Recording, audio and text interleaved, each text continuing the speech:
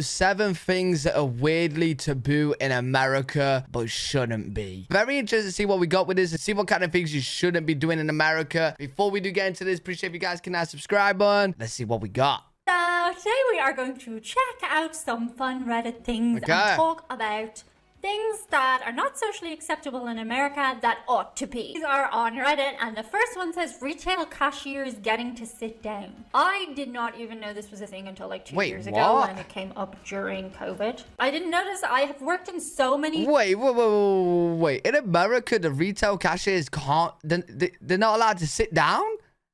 What? Shops in Ireland, and I didn't know it was a thing in America. Why is that though? Do they think that they're more efficient when they're standing? It does just seem really silly. I'm way more efficient at doing stuff when I'm sitting down. To be fair, looking at her in the picture, she seems more like invited. I don't know if it's because she's sat like standing up though. But when I think of like people, you know, retail workers in the UK, when they're sat down, like a lot of them do sit down. They don't seem very inviting. In fact, you look at them and you're actually like, okay, I'm probably not going to go to that town. I'm going to go to the other one because she don't know like she wants me there. It does just seem really silly. I'm way more efficient. Yeah, you should be able to sit down. Because otherwise you're concentrating on, oh, my back hurts. Oh, my leg hurts. If you've ever worked in retail in America, let me know if you know the reason why. Is it just cost effective efficiency? Wait, yeah, I didn't know that. Well, yeah, there's got to be loads of Americans watching this video right now that work in retail. Yeah, let me know what it's like. Like, if you want to sit down, can you? Because I'm shocked that, like, you just can't sit down. Like, you're working 8 hours a day, you know what I mean? So, like, yeah. Stuff. Like, the way I would look at it is people have a battery, and you have to make sure the battery is charged for it to work. So, yeah, not a big fan of that. It's just a lot of energy. Keeping rude customers out of stores before they escalate to a full meltdown. Do you know what? Like, I don't think I see as many rude customers in Europe, for the most part, as I see in America. Now, wait, really? Oh, okay. That means, in her words, there's a lot of... Actually, yeah, I do see a lot of clips. I see a lot of, like, body cam clips from cops on my other channel. Link is in description. We're like, yeah, there's a lot of rude customers. But then again, there's a lot of rude customers in the UK. There's a lot. A lot. Now, that being said, I do know some people who, when I go out for food with them or have gone in the past, I'm like, you're very rude to the wait staff. But this... Yeah, oh, wait. Yeah, actually. Oh, I don't know. I don't think it's fair to say that America's got more rude customers. Because when I, like, literally every time I go out, every single time pretty much, you will hear around you people being rude to staff, like waiter staff. And it's horrible, man. Like, people just need to cheer up, bro. Like, relax. This is talking about meltdowns. I don't think in Europe I've ever seen anybody having a meltdown in person. I have actually seen it in stores in America. And I think a lot of that... Yeah, okay. I feel like that is kind of more of an American thing from the clips that I've seen. It's like, you see it every now and again in the UK, like a meltdown, but not often. The UK, a lot of the time, they're just rude to the wait staff. There's not really like a full-blown argument, you know what I mean? That is to do with the whole customer service tipping thing. Like, because of the tipping aspect, I think that even the way you guys use the word server, it's very different. Like, you are serving me. Whereas in Ireland, for example, where we're like eternally apologetic to anybody who has to do anything for us, you don't want to be seen to have notions. If you don't know what notions are, I have so many videos covering them. Basically, being up yourself is the worst thing you can possibly be in Ireland. So, not as many meltdowns, but interesting. Having the government do your... I don't know. I just feel like, yeah, like, if somebody's waiting on me, I don't really see them as, like, waiting, like, serving me. I see them as they're just doing their job, right? They're just doing their job. And you just, yeah, just be respectful to them. Do you know what I mean? Like, I hate when I hear people around me being rude to wait staff. I hate it, dude. I hate it. I'm always just thinking like, yo, you just need to chill out, man. Your taxes for you. Having the government do your taxes for you. Wait. Having the government do your taxes for you? What, in America? What do you mean doing your taxes for you? So the government is your accountant? What? What do you mean doing your taxes for you? I don't really understand that one. I've always worked for myself pretty much. Even when I worked for other people, it was in a freelance capacity, so I've always had to do my own taxes. Wait, yeah, don't the government do your taxes technically for you everywhere? Like in the UK, when you're working, like if you're not self-employed and you're employed and you're working in the UK, they will automatically take the taxes out of your paycheck. Let me know below in comments your take on that one, because I just can't relate. Like, I do my own taxes anyway, so it'd be great if somebody... Yeah, if you're self-employed in the UK, you do your own taxes, right? You get an account to do it. You know what I mean? But I assume that's the same in America, right? Them for me. But nobody tells you about the paperwork when you're a kid. Being an adult, there's yeah, a lot of paperwork. Taking time off when you are not feeling well, including mentally. Interesting. Yo. I have heard this about Americans. I have. That due to like the cost of medical care, as well as the discouragement. I've heard this. That like in America, you guys don't really take as much time off as we do in the UK. In the UK, people take time off like crazy. We get like 30 days to take off for being for holidays, and then you get a few weeks taken off for being ill, and you get paid. You get paid as well. So even when someone's not feeling, you know, you might just have a sore, like a bit of a stomachache, but you're not that ill. They're like, yep, I'm ill. I'm not committed. Over taking days they'll off use every day from work, you're not really inclined to take days off work. Right. That being said, I mean, I think in Europe, for the large part, we have the privilege of being able to take days off. Like, you get a lot more sick days by law. Right. That being said, most people don't take them because it's still going to be looked down on by the company to take your sick days. Like my friends who were... Wait, yeah, they do. Literally everybody I know that works will take all their sick days because it's 3 days off. Like everyone that I know does. In more conventional jobs, even when they have the flu, definitely shouldn't go into work when you have the flu, but like they are keen to not take as many days off as possible. Like they will work from home. Really? Just when you're working for another company, taking days off is just not a good thing, whether you're in Europe or not. And nobody wants... Oh, wait, no. People that... Well, I don't know. Maybe that's just a me thing then. I don't know. Everyone that I know will take all their days off that they're allowed to. Because nobody wants to work. to pay to go to the doctor. So I think perhaps there is a misconception on the other side that Europeans take a lot more days off willy-nilly than they do. Let me know your thoughts on that in comments. I'm eager to hear what you have to say. Interesting. Also, if you're interested in seeing more of me and my Choose-to-Fur behind the scenes, that's Chewbacca, the dog. Do check out our Patreon. Chewbacca. We offer lots of extras and behind-the-scenes stuff and things. It's a fun time. I don't know how this has happened, but having read through our scripts one time, we're now gonna perform them for real humans. Wait. Oh, what, she's doing stand-up? I accept it, and I just won't be your friend anymore. Living with your...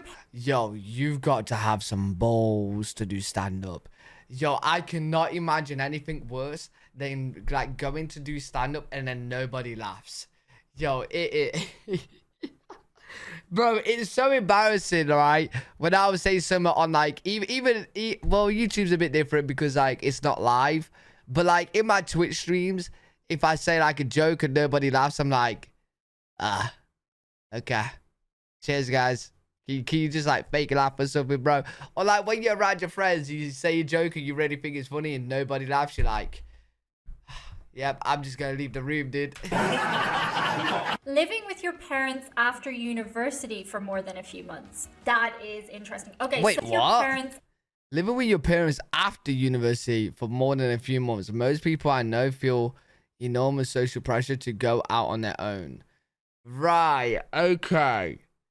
In the UK, actually, I don't know, I feel like in the UK it don't really matter. In the UK it don't really matter. Like if you go to university, come back, live with your parents, nobody really cares.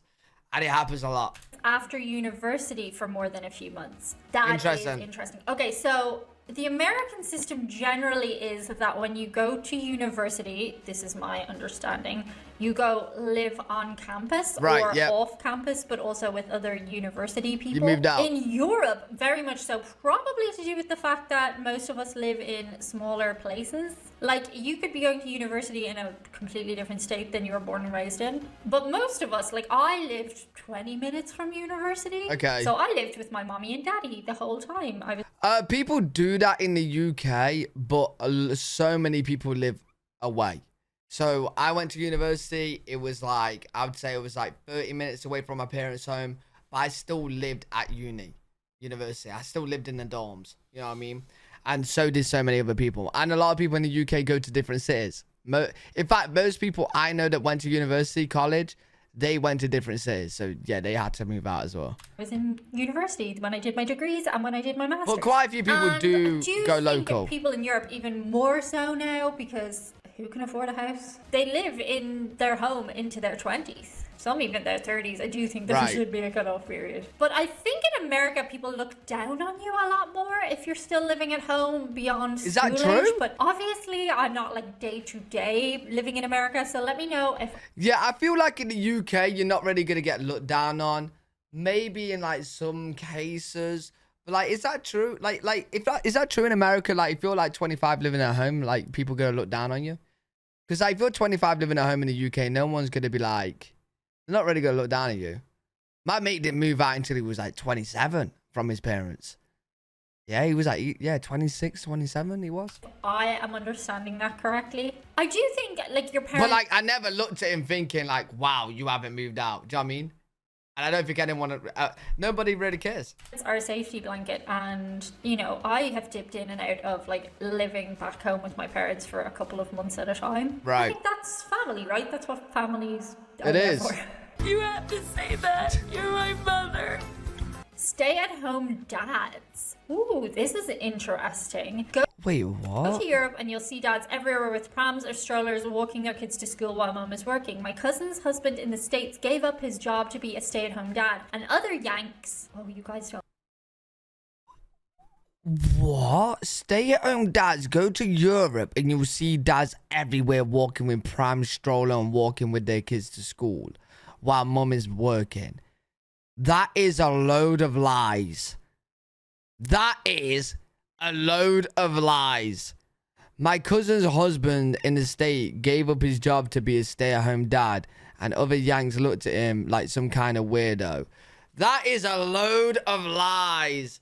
It doesn't matter either way. It is what it is in any household.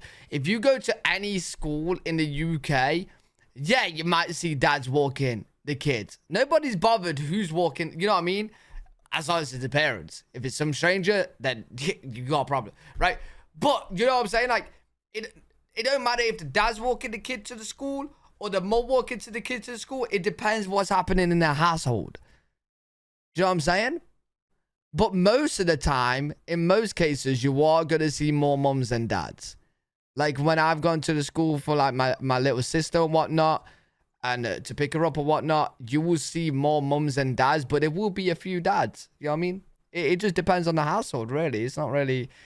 I don't like that word for the most part. I'm reading it. I didn't say it. Look at him like he's some kind of weirdo. Really? I do think like different parts of Europe, there is more hands-on dadness, but that is very much also built into their systems. Like, I think it's... Is that... I don't know about that one. Is that really a thing in America? Is that really a thing in America? Like, if you went to school to pick up a child and then you seen a dad there, right? Or dad walking, you know the dad's a stay-at-home dad. Would you look at him like a weirdo? I don't think that's true. I don't think that's true. Sweden, they have as much paternity leave as they have maternity leave. Don't quote me on that. I think it's Sweden. In Ireland, there's definitely time a dad gets to spend at home. Again, though, I have to say, like, it can be frowned upon by the company you're working for if you take too much of it. Okay. But it's there by law. Are there not a lot of stay-at-home dads in America? I think generally gender roles are pretty much like they used to be. Something that's surprising. Yeah, I feel like this is a thing that's changed with time. I don't know. You guys tell me in the comments because you guys obviously live in America. But I feel like obviously many years ago, it was more the case of like the dads will work, the mums will look after the house, look after the kids and that, right? But times have changed. Times have changed.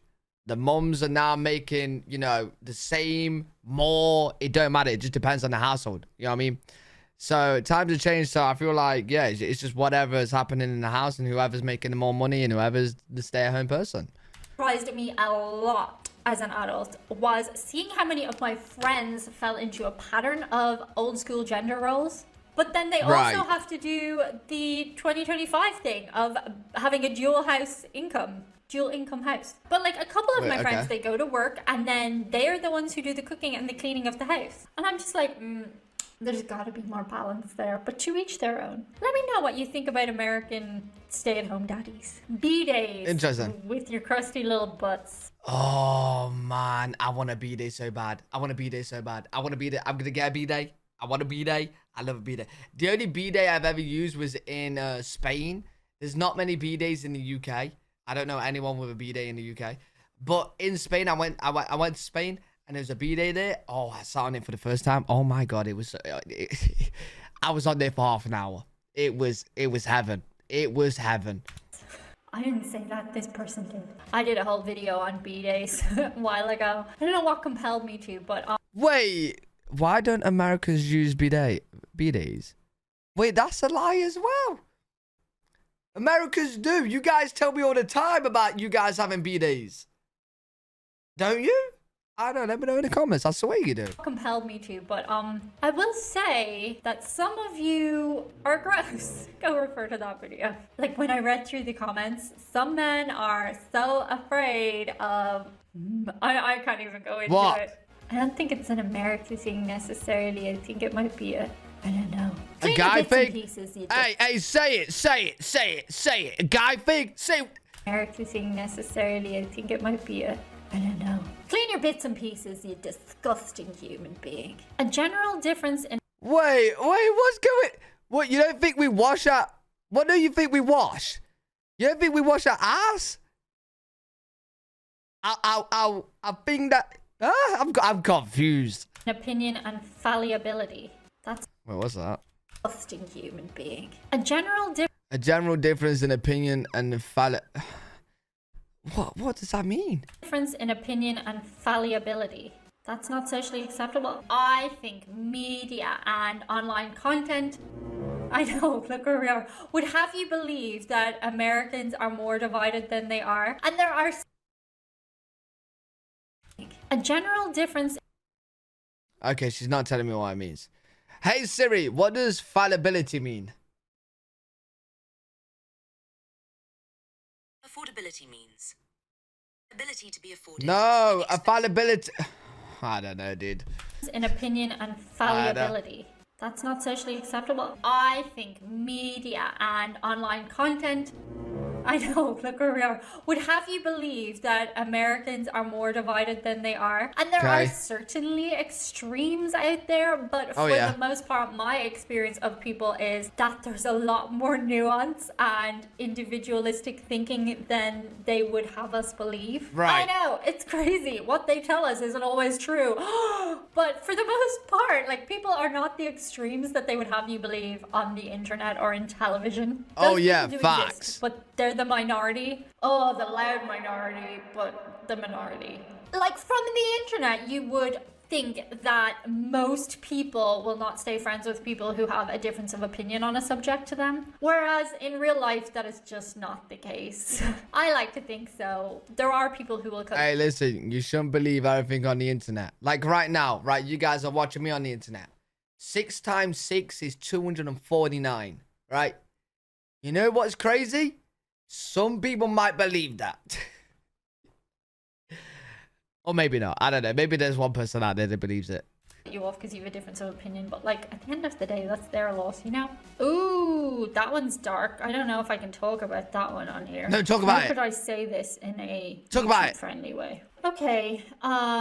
Well, end of life consent. So people are... Wait, what? Well, end of... Assisted... Right, you know what that word is. Anybody that's seen somebody die of dementia knows what I'm talking about. Oh, okay. Life consent. Okay. So people on here are talking about how when your pet is sick and you can make a choice to put them down. Allow them to go peacefully. Okay. Whereas with humans, not so much. And that's definitely... Yeah, in some European countries, you can't in the UK, but in some European countries, you can actually, you know... You can send them on their way. You can.